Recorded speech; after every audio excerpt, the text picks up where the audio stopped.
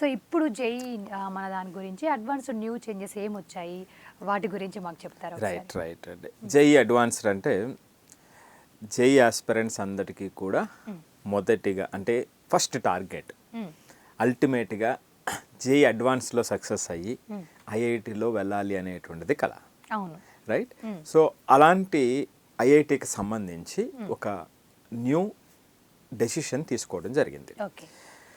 దీనికి సంబంధించినటువంటి పూర్తి వివరాలు అంటే కంప్లీట్గా ఆ షెడ్యూల్స్ అనేటువంటివి లేకపోతే కంప్లీట్ రూల్స్ అండ్ రెగ్యులేషన్స్ అనేటువంటివి ఇంకా వర్క్ జరుగుతూ ఉంది.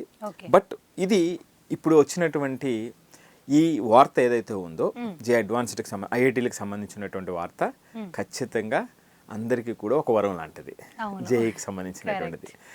ఈ ప్రోగ్రామ్ ఏమిటంటే అండి IIT cross campus exchange programme అన్నమాట అండి.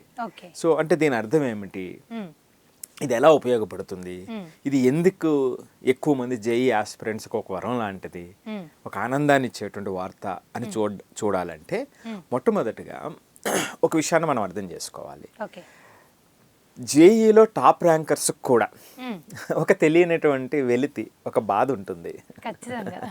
ఎందుకంటే ర్యాంక్ రాకపోతే ఒక బాధ, ర్యాంక్ వచ్చిన వాళ్ళలో చిన్న అసంతృప్తి ఉంటుంది. నేను ప్రతి ఏడాది చూస్తుంటాను. ఇది టాప్ ర్యాంక్ వచ్చినటువంటి వాళ్ళకి కూడా చాలా తక్కువ మంది ఆనందంగా ఉంటారు.